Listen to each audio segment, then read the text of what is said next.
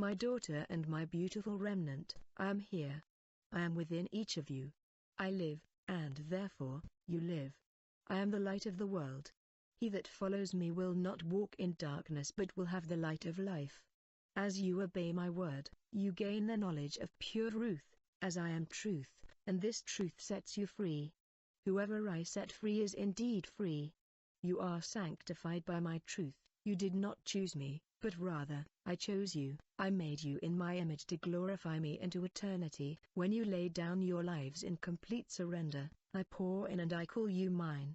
You are my beloved, and you were chosen before you were formed for my purposes. I knew you, and I sent you to represent me as my ambassadors. When your allegiance is with me, I do not break my covenant with you. You were born for such a time as this, and nothing is permitted outside of my will for you in this realm. The hordes of hell continue their relentless assaults against you, but the choice is and always has been yours to make. As you know, the battle began as a spiritual battle before you were sent here to have this experience, faced with choices to make about good against evil, light against darkness, truth versus lies. Your journey here presents the ultimate question for your soul: who does your allegiance belong to?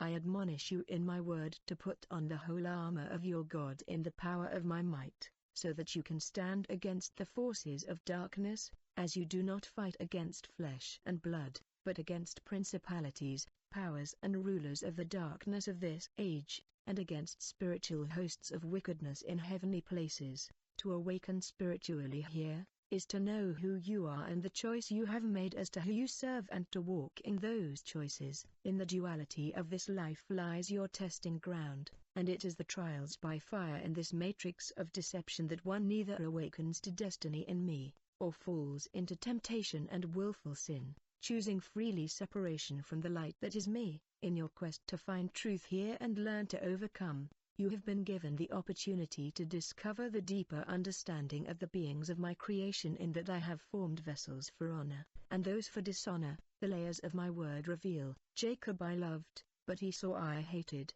signifying the ongoing battle of the bloodlines. I have put enmity between the seeds because of the sin of Adam and Eve in the garden, and the beguilement of the serpent. There are those that are mine, and there are those whose father is the devil, and they are from below. Those of Satan are the tares sown among the wheat who have given allegiance to Satan, as well as all those who are not made in my image, creatures, hybrids, etc.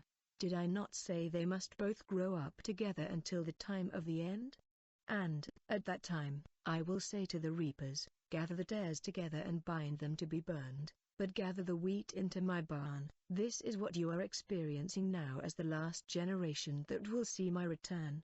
I am allowing the fields to be fully ripe, both wheat and tares having grown side by side, good versus evil, through many generational bloodlines as the years have passed, giving every soul the allotted time appointed to choose which side they are on, who they are in covenant with, and then the sickle of my angels will reap a mighty harvest. The appointed time comes when the world most needs a savior again. Wisdom is given to those who desire it, and pray for it. My perspective, while here in this dimension, is attainable when you do the things I have taught you to do and follow my commands. It is then that you operate from an open heaven, in denying self and placing me as your first love and priority in absolutely everything.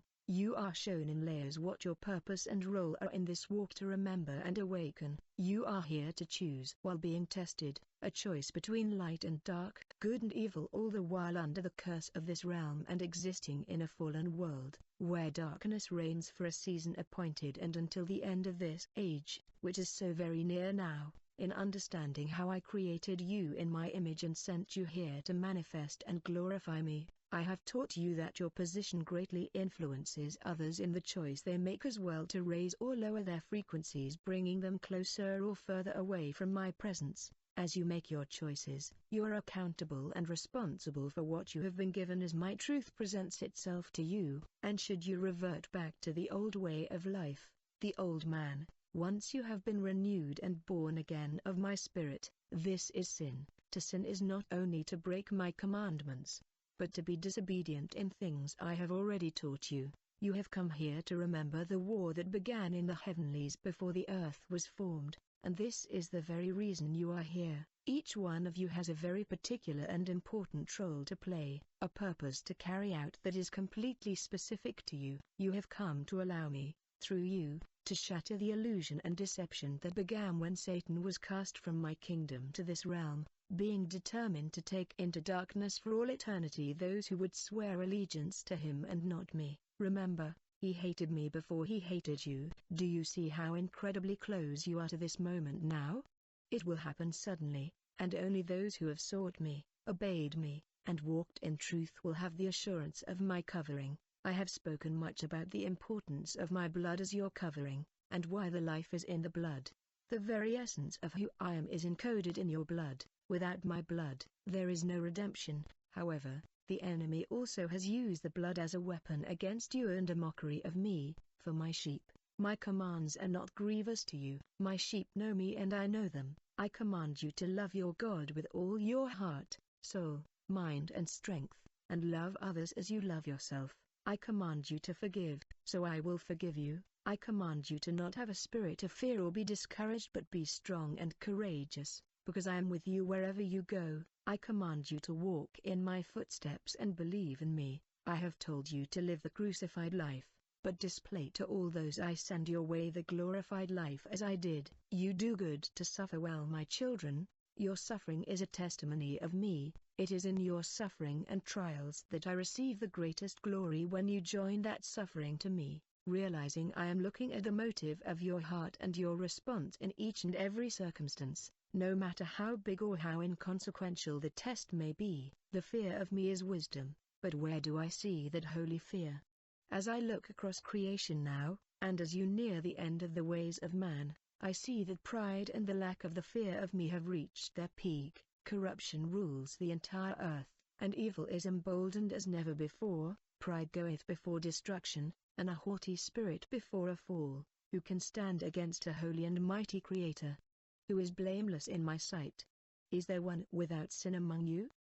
But look around you and see how many walk in such confidence, boastful and arrogant, full of vain words and all kinds of vanities. Those who are the false teachers, false prophets, those who speak mixed words that tickle the ears and the senses. I tell you, their time has come. They will be made bare before the Holy One, and their mouths will then confess their shame and the pride they exhibited in order to gain attention and popularity. Their days are numbered, and they will suddenly and without warning know the fear of the Lord in all my power and might, just as in the days of Noah, and as my word states, in the end of days they will call good evil and evil good. Satan has convinced the world there is no need for me as their creator and man can be self-existing gods. He has convinced most with empty promises of glory and fame, riches and honor and the ability to perform signs and wonders, may have fallen to his wicked ways and only live in darkness. I have been merciful for so long. But the promised destruction comes to the prideful and the haughty, the arrogant and those who have mocked and scoffed at me and those who I call mine. I will now act powerfully, and all will know that I am that I am. I am aware, my loves, of every trial and test you endure as you watch, wait and pray for my return. I have designed it to be so for your good. I call you overcomers, because I have already seen you through the most difficult of circumstances you have here. I see how much the evil pains your heart, as it does mine. I understand the greatest desire you have to be freed from the bondage of this fleshly tabernacle, and I can relate so intimately with you that this is not your home. Truly it is not. You belong to the kingdom realm as inheritors and sons and daughters, because you are faithful and obedient. My promises are sure and true, and I am ever faithful. Continue to stand on the solid truth of my word, of who I am, knowing beyond a doubt that a greater work is being done than anything you can imagine. As you wait and as you suffer here in this life, how can one know me intimately without having a need to cry out from the depths of your being for me? I hold all the answers, and your obedience in humility is the key. I am the ladder and the door, the gate and the key, the only way, truth and life. No one enters my kingdom except through me. I have made a way where there was no way. I am about to reveal myself in a way never known to man before, and each soul will tremble at my sudden presence collectively. Truth standing before them, embodied by mine own. My remnant will execute my perfect design as has never been done before. and the illusions of the enemy will crumble instantly. No excuses will be accepted that day, as all will be transparent. The larger harvest of my bride will run out of the churches and man-made religions, out of the institutions of higher learning. They will run from all the indoctrination and programming that has been taking place for so long now. As my truth pours out in great measure, my mercy will save many, even as a brief time of great judgment and persecution are carried out. That time is upon you, my people.